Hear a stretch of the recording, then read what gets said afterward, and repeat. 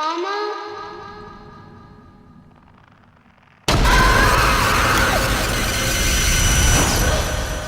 Nagsisimula ang pelikula sa isang tahimik na komunidad, isang maganda at maaraw na umaga. Makikita natin ang isa sa mga residenteng si Shannon sa kanyang attic, balis ang nagbabalot ng isang bagay sa tela. Ilang sandali pa, lumabas siya ng bahay at itinapon ang bagay na iyon sa basurahan. Pagkatapos ay hinayaan niya ang kanyang anak na si Claire na magbisikleta sa kalye. Nakisali rin ang aso ng pamilya sa kasiyahan, at tila normal na araw na ito para sa bata. Gayunpaman, mabilis na naging malungkot ang mga bagay-bagay nang bumalik si Claire sa bahay. Hinanap niya ang kanyang ina sa attic, at natuklasan na nagawa ng babae ang hindi inaasahan. Pagkatapos ng ilang taon, kung saan biglang nagising ang isang matanda ng si Claire mula sa kanyang pagtulog. Lumalabas na binabangungot pa rin siya tungkol sa pagkamatay ng kanyang ina.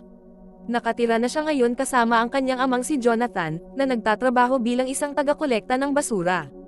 Lumaki na rin ang aso ng pamilyang si Max, at ito ang kanyang matalik na kaibigan. Pagkatapos maghanda, tumungo si Claire sa paaralan sakay ng kanyang bisikleta. Binati niya ang kanyang kapitbahay na si Mrs. De Luca, at nakasalubong din niya ang kanyang tiyuhin sa ina na si August. Sinusubukan ng matanda na kunin ang kanyang dyaryo, ngunit inalok ito ni Claire na kunin para sa kanya.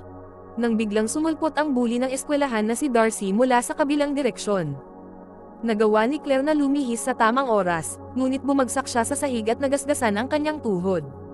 Gayunpaman, pumunta siya sa paaralan kung saan nakita niya ang kanyang ama na nagtatapon ng basura kasama ang kaibigan nito. Lumapit siya dito na tila ikinahiya ito ng dalagita, at galit niya itong hinarap tungkol dito. Sinabi ni Jonathan na naghahanap lang siya ng kapakipakinabang na bagay, ngunit nang hikayatin siya ni Claire na umalis, hindi ito tumanggi. Sa sumunod na eksena, makikita natin na madalas na binubuli si Claire ng mga sikat na bata. Itinuturing nila siyang isang hangal na loser, na nagmula sa isang mahirap na pamilya. Mas lalo pa itong naging mas malinaw nang ang pinakamasungit na bully na si Darcy ay nagbato ng inumin sa poster ni Claire, na ilang buwan na niyang pinagtatrabahuhan. Ang mga kaibigan lang ni Claire sa paaralan ay sina June at Meredith, at tila maganda ang kanilang samahan, ngunit ito ay dahil pare-pareho silang hindi sikat. Nalaman din natin na may malaking paghanga si Claire sa isang sikat na lalaki na nagngangalang Paul. Ang nakakalungkot, gayunpaman ay mayroon na siyang kasintahan. Sa ibang lugar, habang nangongolekta ng basura si Jonathan sa kapitbahayan, nakakita siya ng isang vintage music box. Napagpasyahan niyang itago ito, dahil mukhang talagang elegante ito mula sa labas. Pagbalik sa paaralan, sa wakas ay nagpasya si Claire na kumprontehin si Darcy. Lumapit siya rito at tinawag siyang buwisit sa harap ng lahat. Ikinagalit ito ni Darcy at tinulak niya si Claire, ngunit gumanti rin ang ating bida gamit ang sarili niyang mga kamay. Ang isang bagay ay humantong sa isa pa, at nauwi sila sa isang away. Ngunit hindi man lang sila pinigilan ng kanilang mga kaklase. Abala lang sila sa pagkuha ng video ng kanilang away. Ngunit sa kabutihang palad, bago pa lumala ang usapin ay dumating ang isang guro sa pinangyarihan at pinatigil sila. Pag-uwi ni Claire, sinabi ng kanyang ama na may dala siya para sa kanya. Pumunta siya sa kanyang kwarto at nakakita ng isang nakabalot na bagay sa kanyang kama. Binuksan ito ni Claire, at nalaman natin na ito ang parehong vintage music box na natagpuan ng kanyang ama kanina. Sinubukan niya itong buksan, ngunit mahigpit itong nakakandado. May ilang mga salitang nakasulat sa wikang Tsino, at nabasa ni Claire ang unang pangungusap na nagsasabing, 7 kahilingan. Gayunpaman, hindi siya naniniwala sa lahat ng ito, kaya inilagay niya ang kahon sa kanyang mesa at bumalik sa trabaho. Maya-maya, nakatanggap siya ng text mula sa kanyang kaibigan, na nagsasabing tingnan niya ang post ni Darcy sa Instagram. Nag-online si Claire at nalaman na ang mga bully ay nag-post ng video ng kanilang naunang away.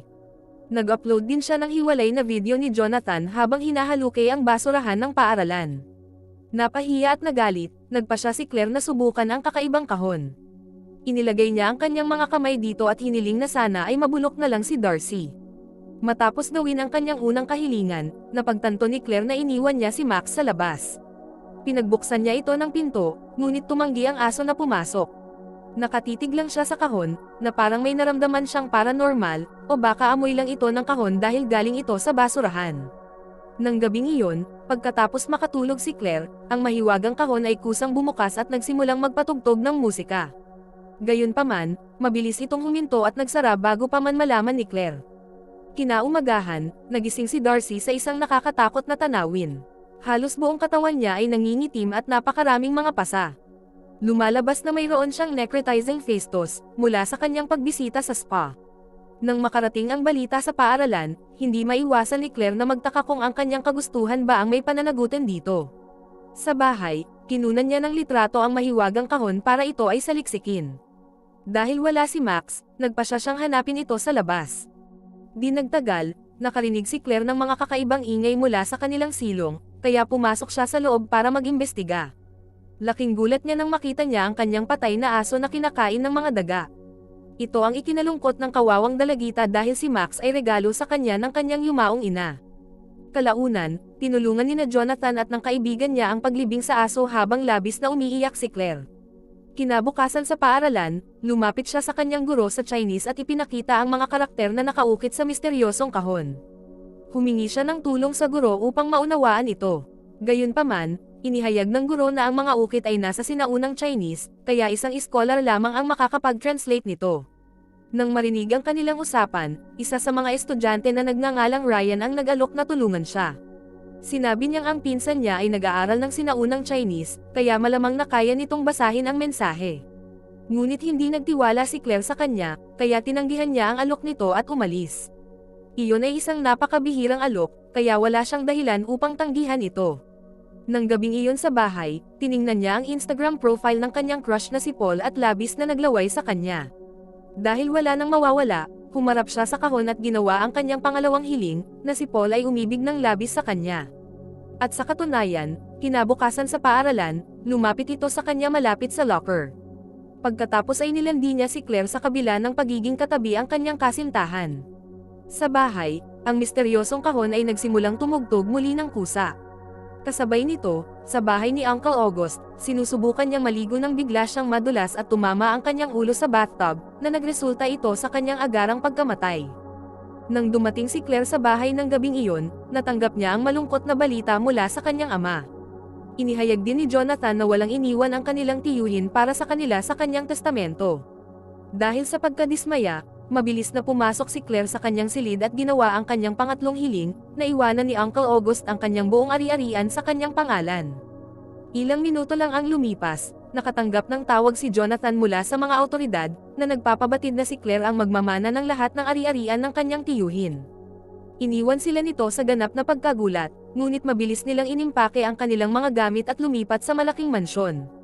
Ngayon na mayaman na sa wakas si Claire, hindi siya nag-aksaya ng oras at sinimulan niyang gastusin ang pera ng kanyang tiyuhin.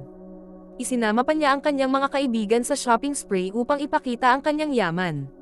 Nang gabing iyon, sa wakas ay nakita ni Claire ang music box na tumutugtog ng pusa, ngunit wala siyang kamalay-malay sa panganib na mangyayari sa kanyang kapitbahay, si Mrs. De Luca.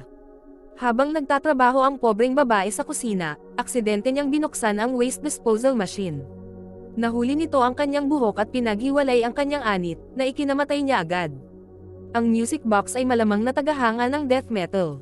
Kinabukasan sa paaralan, nakipaghiwalay ang isang obsesibong si Paul sa kanyang kasintahan at nag-propose kay Claire. Inaya rin niya ito ng date, ngunit humingi si Claire ng oras para pag-isipan ito. Sa wakas ay nagpasya si Claire na tanggapin ang tulong ni Ryan upang malaman ang higit pa tungkol sa kahon.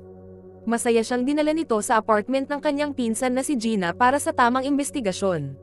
Tiningnan naman ni Gina ang kahon at sinabing ito ay isang Chinese wish pot na nagbibigay ng 7 hiling. Nakita rin niya ang mga letrang Lume na nakasulat dito, at nagteorya na siya ang may-ari. Sa pagsasaliksik ng pangalan sa internet, nalaman ng grupo na ang buong pamilya ni Lume ay pinatay ng masasamang tao. Kaya kinuha niya ang kanyang music box at nanalangin ng maraming araw hanggang sa sinagot siya ng demonyo. Ginamit noon ni Lume ang kapangyarihan ng demonyo upang talunin ang lahat ng kanyang mga kaaway at yumaman. Ngunit sa huli, ginawa niya ang hindi maiisip sa hindi malamang dahilan. Sinubukan ni Gina na i-decipher ang iba pang mga nakasulat, ngunit ang mga ito ay nakasulat sa isang mas komplikadong diyalekto. Kaya kumuha siya ng litrato at ipinadala ito sa kanyang kaibigan para sa karagdagang impormasyon. Ang lahat sa maliit na bayang ito ay nag-aaral ng Chinese. Sa sumunod na eksena, habang pauwi sina Ryan at Claire, muli niyang nakita ang kanyang ama na nangangalakaw sa basurahan. Puno ng galit, umuwi siya at ginawa ang kanyang ika-4 na hiling, na hindi na maging kahiya-hiya ang kanyang ama. Sa kanyang kagalakan, agad na naging astig si Jonathan at nagsimula siyang tumugtog ng saxophone sa harap ng kanyang mga kaibigan, na nag-evolve siya sa isang pervert. Sa ibang lugar, nakatanggap si Gina ng email mula sa kanyang kaibigan tungkol sa pagsasalin. Nang basahin niya ito, nagulat siya ng husto. Sa bahay ni Claire, nagsimulang tumugtog ng nakakapanindig balahibong kanta ang misteryosong kahon ng mag-isa, na nagpapahiwatig na papatay muli ito. Kasabay nito, nawalan ng kuryente ang kwarto ni Gina, na nagtulak sa kanya upang magmadaling lumabas. Sinubukan niyang tawagan si Ryan upang ipaalam sa kanya ang tunay na katotohanan ng misteryosong kahon, ngunit isang malakas ng hangin ang naghulog ng kanyang telepono mula sa balkonahe. Nagmadali si Gina sa loob ng kanyang kwarto, ngunit aksidente siyang nadapa at nasaksak ang sarili sa isang matalim na estatwa. Nagresulta ito sa kanyang malungkot na pagkamatay. Kinabukasan, nadiskubre ni Ryan ang kanyang basag na telepono sa sahig. Binasa niya ang nai-type na mensahe na malapit na niyang ipadala sa kanya kagabi, at lubos itong nag-alala sa kanya. Nagmadali siyang pumunta sa kwarto ni Gina, ngunit nakita na lamang ang walang buhay na katawan nito na nakadikit sa estatwa. Kalaunan, sa paaralan, nilapitan ni Ryan si Claire at tinanong kung may ginawa ba siyang anumang hiling kamakailan. Ibinunyag niya na nakita niyang patay ang kanyang pinsang si Gina sa apartment nito. Inihayag niya noon sa wakas kung ano ang ibig sabihin ng mga ukit sa misteryosong kahon. Lumalabas na para sa bawat hiling, kukuha ng buhay ang kahon. Naawa si Claire sa pagkamatay ni Gina, ngunit nagsinungaling siya na wala siyang ginawang hiling at umalis. Sa cafeteria, sa wakas ay nagpasya siyang makipag-date kay Paul, ngunit patuloy pa rin siyang tinutokso ng ibang mga estudyante. Bilang resulta, umuwi si Claire at ginawa ang kanyang ikalimang hiling, na siya ang maging pinakasikat na babae sa paaralan. Sa kanyang kagalakan, agad siyang inanyayahan ni Paul sa isang party, kung saan ang mga sikat lamang ang nagkakasama. Nang makarating si Claire doon, siya ang bituin ng kaganapan. Pinupuri siya ng lahat ng mga papuri, at hinalikan pa siya ni Paul ng may pagmamahal. Nang gabing iyon, nakaranas muli si Claire ng panaginip tungkol sa pagpanaw ng kanyang ina. Nang magising siya, napansin niyang may sumusubaybay sa kanya mula sa balkonahe. Nagmamadaling hinabol siya ni Claire, ngunit matagal nang nawala ang lalaki. Kinabukasan, nang pumunta siya sa tirahan ni Mrs. De Luca, sa wakas ay natagpuan niya ang patay na katawan nito. Dahil dito, napagtanto niya na ang mahiwagang kahon ay talagang pumapatay ng tao. Agad itong iniulat ni Claire sa kanyang mga kaibigan, at bagaman hindi sila naniwala sa kanya, iminungkahi nilang itapon niya ang mahiwagang kahon. Sinunod ang kanilang mungkahi, dinala ni Claire ang kahon at nagpatuloy na itapon ito sa basurahan. Gayunpaman, nang marinig niya ang kanyang ama na tumutugtog ng kanyang saxophone, nagpasya siyang panatilihin ito ng kaunti pa. Kinagabihan, nagdaos ang paaralan ng isang farewell party kung saan nagtipon ang lahat ng mga estudyante. Habang naglalambingan sina Claire at Paul sa kotse nito, hiningi niya ang telepono nito. Nang suriin niya ang gallery nito, nagulat siya nang makita ang kanyang mga larawan doon. Ibig sabihin, siya ang taong sumusubaybay sa kanya sa gabi. Agad na nakipaghiwalay si Claire sa kanya dahil sa gawaing ito, ngunit hindi siya susukuan ni Paul. Kalaunan sa party, nakita natin si Meredith sa ika-27 palapag na naglalaro. Kasabay nito, nagsimulang tumugtog mag-isa ang music box. Si Meredith ang susunod na biktima, at pagpasok pa lang niya sa elevator, bumulusok ito ng napakabilis. Ang impact ang pumatay sa kanya kaagad, na nag-iwan sa lahat na natatakot. Kalaunan, dinala ni Ryan ang traumatized na si Claire sa kanyang bahay upang ipakita sa kanya ang isang bagay. Lumalabas na nagsaliksik siya sa kahon at nalaman na lahat ng dating may-ari nito ay gumawa ng hindi kayang isipin matapos matupad ang kanilang 7 hiling. Ibig sabihin, kung gagawa pa ng 2 hiling si Claire, papatayin din siya. Ngunit wala siyang pakialam sa ibang tao. Para pigilan ito, sinubukan nilang sirain ang kahon, ngunit napatunayang imposibleng gawin. Kaya, ikinulong lang ni Claire ang mahiwagang kahon sa loob ng isang vent. Nang gabing iyon, muli siyang binisita ng kanyang baliw na ex na si Paul. Nang tumanggi siyang tanggapin siyang muli, hiniwan niya ang kanyang pulso sa harap niya. Ito ang nagtulak kay Claire na mabilis na tumawag ng ambulansya para sa kanya. Sa kasamaang palad, kinabukasan, nalaman ni na Claire at Ryan na nawawala ang mahiwagang kahon. Sa kawalan nito, ang mga hiling na ginawa nito ay nagsimula ring mawala. Ang bahay ay agad na kinumpiska ng mga awtoridad, dahil maraming hindi nabayarang buwis si Uncle August. Ito ang nagtulak kina Claire at ng kanyang ama na lumipat pabalik sa kanilang lumang bahay. Hindi lamang niya nawala ang kanyang kayamanan, nawala rin ang lahat ng kanyang popularidad. Ngayon, bumalik siya sa pagiging tanga, boring na bata na walang anumang gusto. Dagdag pa nito, siya ay isang serial killer. Kalaunan sa paaralan, natuklasan niya na si June pala ang nagnakaw ng mahiwagang kahon. Sinubukan nitong ipaliwanag na ginawa niya ito para sa kaligtasan ng lahat, ngunit hindi si Claire nakinig. Galit niyang inagaw ang kahon, at sa sumunod na pagtatalo, nahulog si June mula sa hagdan at nasugatan ang sarili. Pagdating ni Claire sa bahay, ginawa niya ang kanyang pang-anim na kahilingan, na bumalik ang kanyang ina. Kasabay nito, nabuhay muli si Shannon at niyakap siya. Natuklasan din ni Claire na mayroon na siyang 2 bagong kapatid ngayon. Nang araw ding iyon, nagkaroon ng magandang panahon ang pamilya, at nakalimutan ni Claire ang lahat ng kanyang mga alalahanin. Ngunit nang pumunta siya sa attic, nakatagpo siya ng isang bagay na nakakagulat. Lumalabas na ang kanyang ina ang may-ari ng music box na ito bago pa siya. Ito rin ang bagay na itinapon niya sa simula ng pelikula, at ito rin ang dahilan kung bakit niya nagawa ang hindi inaasahan.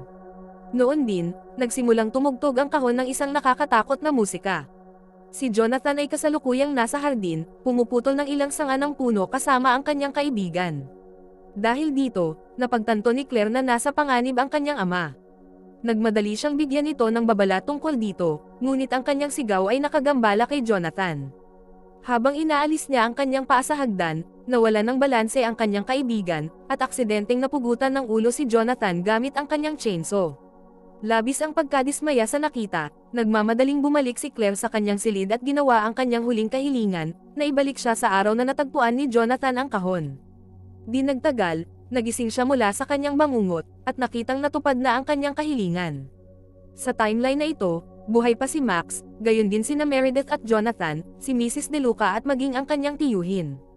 Nang walang pag-aaksaya ng oras, pumunta si Claire sa dumpster, at kinuha ang misteryosong kahon bago pa ito mahanap ng kanyang ama. Pagkatapos ay tinakpan niya ito ng tela, at ibinigay kay Ryan sa paaralan. Hindi ibinunyag ni Claire kung ano ito, ngunit hiniling niya sa kanya na huwag itong buksan. Naguluhan si Ryan, dahil hindi niya pakilala si Claire sa puntong ito. Ngunit hinalikan siya ng babae at niyaya itong lumabas para sa isang date. Habang naglalakad siya palayo, bigla siyang nabangga ng sasakyan ni Darcy. Napatay siya agad nito, kaya siya ang ikapito at huling biktima.